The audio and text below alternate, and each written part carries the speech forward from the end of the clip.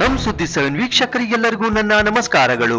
KPCC ಹಿರಿಯ ನಾಯಕರಾದ ಶ್ರೀ ಉಬೇದುಲ್ಲಾ ಶರೀಫ್ ಅವರು ಸುಮಾರು 40 ವರ್ಷಗಳಿಂದ ಕಾಂಗ್ರೆಸ್ಸಿನಲ್ಲಿ ಕೆಲಸ ಮಾಡಿ ಬರುತ್ತಿದ್ದಾರೆ ಮತ್ತು ಬೆಂಗಳೂರಿನ ನಗರದಲ್ಲಿ ಜನಪ್ರಿಯ ನಾಯಕರಾಗಿದ್ದಾರೆ. 1996ರ ಲೋಕಸಭೆ ಚುನಾವಣೆಯಲ್ಲಿ ಸ್ಪರ್ಧಿಸಿದ್ದು 2,50,000ಕ್ಕಿಂತ ಹೆಚ್ಚು ಮತಗಳನ್ನು ಪಡೆದು ಅಪಾರ ಜನರಿಂದ ಗೌರವ ವಿಶ್ವಾಸವನ್ನು ಗಳಿಸಿದ್ದಾರೆ. ಹಲವು ಸಂಘ ಸಂಸ್ಥೆಗಳ ನೇತೃತ್ವವನ್ನು ವಹಿಸಿದ್ದಾರೆ. ನೋಡಿ, 40 ವರ್ಷದಿಂದ ಜಾಸ್ತಿ ನಾನು ಕಾಂಗ್ರೆಸ್ ಪಕ್ಷದಲ್ಲಿ ಕೆಲಸ ಮಾಡ್ತಾಯಿದ್ದೀನಿ. ಆದರೆ 1996ರಲ್ಲಿ ಜಾಫರ್ ಶರೀಫ್ ಅವ್ರಿಗೆ ಟಿಕೆಟ್ ಕೊಟ್ಟಿಲ್ಲ, ನನಗೆ ಆವಾಗ ಟಿಕೆಟ್ ಕೊಟ್ಟಿದ್ದರು. ಆವತ್ತು ನಾನು ಎಲೆಕ್ಷನ್ ಕಂಟೆಸ್ಟ್ ಮಾಡಿ 2,66,000 ವೋಟನ್ನು ಪಡೆದಿದ್ದೆ. ಆದರೆ ಆ ಕಾಲದಲ್ಲಿ ಇಡೀ ಭಾರತ ದೇಶದಲ್ಲಿ ಆ್ಯಂಟಿ ಕಾಂಗ್ರೆಸ್ ವೇವ್ ಇತ್ತು, ಅದರಿಂದ ನಾನು ಗೆಲ್ಲಕ್ಕೆ ಸಾಧ್ಯ ಆಗಿಲ್ಲ. ಅದು ಆಮೇಲೆ ನಾ ಪ್ರತಿಯೊಂದು ಎಲೆಕ್ಷನ್ನಲ್ಲಿ ಟಿಕೆಟ್ ಕೇಳ್ತಾಯಿದ್ದೆ. 98ನಲ್ಲಿ ಪಾರ್ಲಿಮೆಂಟ್ ಎಲೆಕ್ಷನ್ ಬಂತು, ಜಾಫರ್ ಶರೀಫ್ ಸಾಹೇಬ್ರಿಗೆ ಮತ್ತೆ ಟಿಕೆಟ್ ಕೊಟ್ಟರು, ಅವ್ರು ಗೆದ್ದರು. ಸೊ ನಾನು ಟಿಕೆಟ್ ಕೇಳ್ತಾನೇ ಇದ್ದೀನಿ, MLA ಟಿಕೆಟ್ನೂ ಕೇಳಿದೆ, ಅವಕಾಶ ಸಿಕ್ಕಿಲ್ಲ.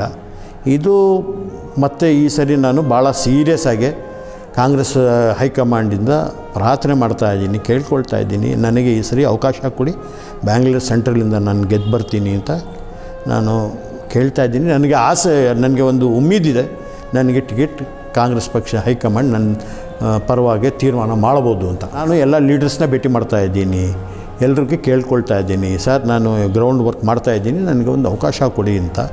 ನನಗೆ ಭರವಸೆ ಇದೆ, ನನಗೆ ಪಕ್ಷ ಕನ್ಸಿಡರ್ ಮಾಡ್ಬೋದು ಅಂತ.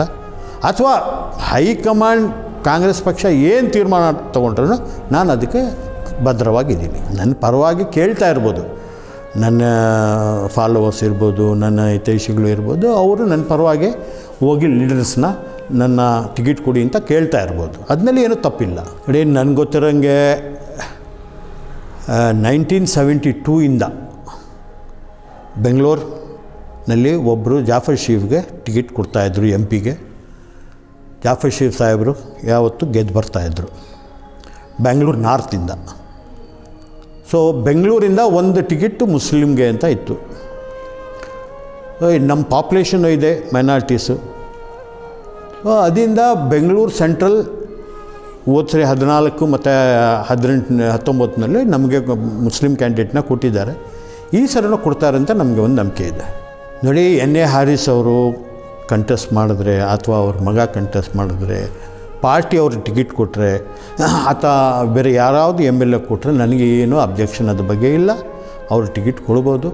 ನಾನು ನನ್ನ ಬೇಡಿಕೆ ಇಟ್ಟಿದ್ದೀನಿ, ನನಗೆ ಕನ್ಸಿಡರ್ ಮಾಡಿ, ನಾನು ಎಲ್ರಿಗಿಂತ ಸೀನಿಯರು ಅಂತ ನಾನು ಅವ್ರಿಗೆ ಪಾರ್ಟಿಗೆ ಕೇಳ್ತಾ ಇದ್ದೀನಿ ಅಷ್ಟೇ. ಅಥವಾ ಯಾರಿಗೂ ಕೊಡಬೇಡಿ ಅಂತ ನಾನು ಹೇಳೋಕ್ಕೆ ಹೋಗಲ್ಲ, ಅಥವಾ ಅವರು ನನಗಿಂತ ಅವ್ರಿಗಿಂತ ಜಾಸ್ತಿ ನಾನು ನನಗೆ ಕೊಡಬೇಕು, ನಾನು ಒಳ್ಳೆಯವನು ಅಂತಲೂ ಹೇಳಲ್ಲ. ಎಲ್ರಿಗೂ ಅಧಿಕಾರ ಇದೆ, ಡೆಮೋಕ್ರಸಿನಲ್ಲಿ ಎಲ್ರಿಗೂ ಅಧಿಕಾರ ಇದೆ, ಯಾರು ಬೇಕಾಗಿದ್ರೂ ಟಿಕೆಟ್ ಕೇಳ್ಬೋದು.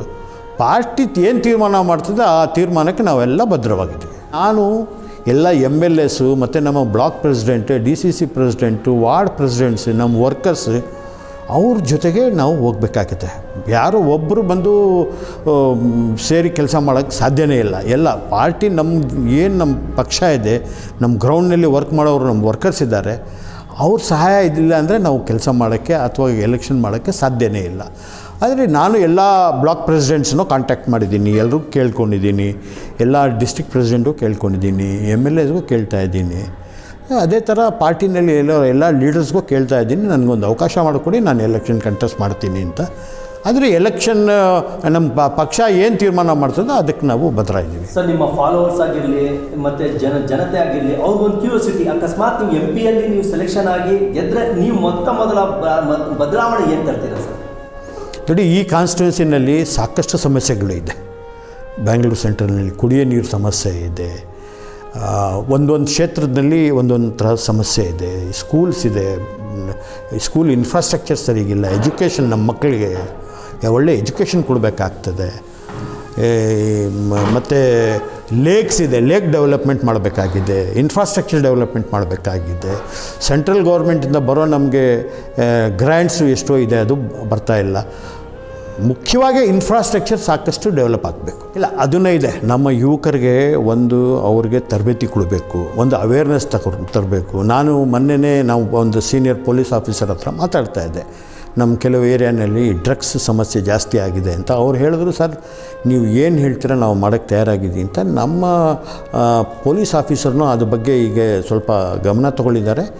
ಡ್ರಗ್ಸ್ ಇದು ಒಂದು ದೊಡ್ಡ ಇದು, ನಮ್ಮ ಬೇರೆ ಬೆಂಗಳೂರು ಸೆಂಟ್ರಲ್ ಅಂತಿಲ್ಲ, ಈ ದೇಶಕ್ಕೆ ಅದು ಒಂದು ದೊಡ್ಡ ಚಾಲೆಂಜ್ ಆಗಿದೆ ನಮಗೆ ಡ್ರಗ್ಸ್ದು. ಅದು ಕಂಟ್ರೋಲ್ ಮಾಡಬೇಕಾಗ್ತದೆ. ಆಮೇಲೆ ಎಜುಕೇಷನ್ ನೀವು ಇಂಪ್ರೂವ್ ಮಾಡಿದ್ರೆ, ಈಗ ನಮ್ಮ ಬಡವರ ಮಕ್ಕಳು ಭಾಳ ಜನ ಈ ಸ್ಕೂಲ್ ಡ್ರಾಪ್ಔಟ್ ಜಾಸ್ತಿ ಆಗ್ತಾಯಿದೆ. ಆ ಡ್ರಾಪ್ಔಟ್ಸ್ ಕಡಿಮೆ ಆಗಬೇಕು. ಆ ಡ್ರಾಪ್ಔಟ್ಸ್ ಕಡಿಮೆ ಆಗಬೇಕಾಗಿದ್ದರೆ ಎಲ್ಲಿ ಯಾವ ಸ್ಕೂಲ್ಸ್ನಲ್ಲಿ ಡ್ರಾಪ್ಔಟ್ ಜಾಸ್ತಿ ಆಗ್ತಾಯಿದೆ? ಗೌರ್ಮೆಂಟ್ ಸ್ಕೂಲ್ಸ್ನಲ್ಲಿ ಮಾತ್ರ. ಗೌರ್ಮೆಂಟ್ ಸ್ಕೂಲ್ನಲ್ಲಿ ಡ್ರಾಪ್ಔಟ್ ಯಾಕೆ ಆಗ್ತದೆ? ಅಲ್ಲಿ ಇನ್ಫ್ರಾಸ್ಟ್ರಕ್ಚರ್ ಸರಿಯಿಲ್ಲ ಅಥವಾ ಟೀಚರ್ಸ್ ಕೊರತೆ ಇದೆ. ಸೊ ಇದೆಲ್ಲ ಮಾಡಬೇಕಾಗಿದೆ. ನಾವು ಮೊನ್ನೆ ಒಂದು ಮೀಟಿಂಗ್ ಮಾಡಿದ್ದೀವಿ ಎಜುಕೇಷನ್ ಮಿನಿಸ್ಟರ್ ಜೊತೆಗೆ, ಅವರು ಒಪ್ಕೊಂಡಿದ್ದಾರೆ. ಅವರು ಸಾಕಷ್ಟು ಸ್ಕೂಲ್ಗಳಿಗೆ ನಾವು ಡ್ರಾಪ್ಔಟ್ಸ್ ಕಡಿಮೆ ಮಾಡೋಕ್ಕೆ ಅಥವಾ ಇನ್ಫ್ರಾಸ್ಟ್ರಕ್ಚರ್ ಡೆವಲಪ್ ಮಾಡೋಕ್ಕೆ ಸಹಾಯ ಮಾಡ್ತೀವಿ, ಕೆಲಸ ಮಾಡ್ತೀವಿ ಅಂತ ಹೇಳಿದ್ದಾರೆ. ಸೊ ಈಗ ನಮ್ಮ ಗೌರ್ಮೆಂಟ್ ಇರೋದ್ರಿಂದ, ಈಗ ಮೊನ್ನೆ ಎಲೆಕ್ಷನ್ನಲ್ಲಿ ನಾವು ಫುಲ್ ಮೆಜಾರಿಟಿ 136 MLAಗಳು ಗೆದ್ದಿದ್ದೀವಿ. ಜನ 5 ಗ್ಯಾರಂಟಿ ಡಿ ಕೆ ಶಿವಕುಮಾರ್ ಸಾಹೇಬರು ನೇತೃತ್ವದಲ್ಲಿ ಅವರು ಮತ್ತು ಸಿದ್ದರಾಮಯ್ಯ ಸಾಹೇಬರು ಹೇಳಿ 5 ಗ್ಯಾರಂಟಿ ಏನು ಹೇಳಿದ್ರು 5 ಗ್ಯಾರಂಟಿನೇ ಫುಲ್ಫಿಲ್ ಮಾಡಿದ್ದಾರೆ. ಆ 5 ಗ್ಯಾರಂಟಿನೇ ಸಾಕು ಜನಗಳಿಗೆ ಭಾಳ ಸಂತೋಷವಾಗಿದೆ. ಏನು ಮಾತು ಕೊಟ್ಟಿದ್ರು ಕಾಂಗ್ರೆಸ್ ಪಾರ್ಟಿ ಅದು ಉಳ್ಕೊಂಡಿದೆ ಅಂತ. 5 ಗ್ಯಾರಂಟಿಯಿಂದ ನಮಗೆ ಭಾಳ ಸಹಾಯ ಆಗ್ತದೆ. ಅದೂ ನಿಜಾನೇ. ಏನು ಮೋದಿ ಸಾಹೇಬ್ರದ್ದು ಗ್ಯಾರಂಟಿಗಳು ಇದೆಲ್ಲ, 15 ಲಕ್ಷ ರೂಪಾಯಿ ಪ್ರತಿಯೊಬ್ಬರು ಅಕೌಂಟಿಗೆ ಹಾಕ್ತೀನಿ ಬಂದಿಲ್ಲ.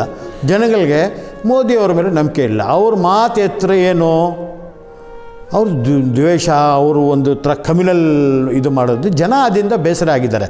ಏನಪ್ಪ ಯಾವುದೋ ಡೆವಲಪ್ಮೆಂಟ್ ಆಗ್ತಾಯಿಲ್ಲ, ಮಾತಾಡಿದ್ರೆ ಇವರು ಬೇರೆ ಹಿಂದೂ ಮುಸ್ಲಿಮ್ ಅಂತ ಮಾತಾಡ್ತಾರೆ. ಸೊ ಅದೂ ಒಂದು ಕಾರಣ ಇದೆ. ಅದರಿಂದನೇ ಇಲ್ಲಿ 40% ಸರ್ಕಾರ ಏನು BJP ಅವ್ರದ್ದು ಅದು ಕಿತ್ತು ಬಿಸಾಕಿದ್ರು.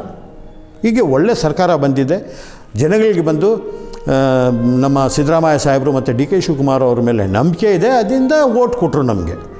ಅದೇ ಥರ ನಾವು ಒಳ್ಳೆ ಗೌರ್ನೆನ್ಸ್ ಕೊಡ್ತಾಯಿದ್ದೀವಿ. ಖಂಡಿತವಾಗಿದೆ. ಸರ್, ಕೊನೆಯದಾಗಿ ಎಷ್ಟು ಜನ ನಿಮ್ಮ ಅಭಿಮಾನಿಗಳು ಈ ವಿಡಿಯೋ ನೋಡ್ತಾ ಇದ್ದಾರೆ ಮತ್ತು ನಿಮ್ಮ ಫಾಲೋವರ್ಸ್ ಎಷ್ಟು ಜನ ಅಂಥವ್ರಿಗೆ ನೀವು ಏನು ಮೆಸೇಜ್ ಕೊಡೋಕ್ಕೆ ಇಷ್ಟಪಡ್ತೀರಾ ಸರ್? ನೋಡಿ, ನಾನು ಬ್ಯಾಂಗ್ಳೂರು ಸೆಂಟ್ರಲಿಂದ ಅಭ್ಯರ್ಥಿ ಆಗಬೇಕು ಅಂತ ಆಸೆ ಇಟ್ಕೊಂಡಿದ್ದೀನಿ. ಕಾಂಗ್ರೆಸ್ ಪಕ್ಷ ನನಗೆ ಅವಕಾಶ ಕೊಟ್ಟರೆ ನಾನು ಕಂಟೆಸ್ಟ್ ಮಾಡ್ತೀನಿ. ನನಗೆ ಪ್ರತಿಯೊಬ್ಬರು ಕಾಂಗ್ರೆಸ್ ಕಾರ್ಯಕರ್ತರು ಇರಲಿ, ನಮ್ಮ ವಾರ್ಡ್ ಪ್ರೆಸಿಡೆಂಟ್ ಇರಲಿ, ಬ್ಲಾಕ್ ಪ್ರೆಸಿಡೆಂಟ್ ಇರಲಿ, ನಮ್ಮ MLAಗಳಿರಲಿ, ನಮ್ಮ ನಾಯಕರು ಇರಲಿ, ಎಲ್ಲರೂ ನನಗೆ ಸಹಾಯ ಮಾಡಿ ಅಂತ ಕೇಳ್ಕೊಳ್ತೀನಿ. ತುಂಬ ಧನ್ಯವಾದಗಳು. Thank you.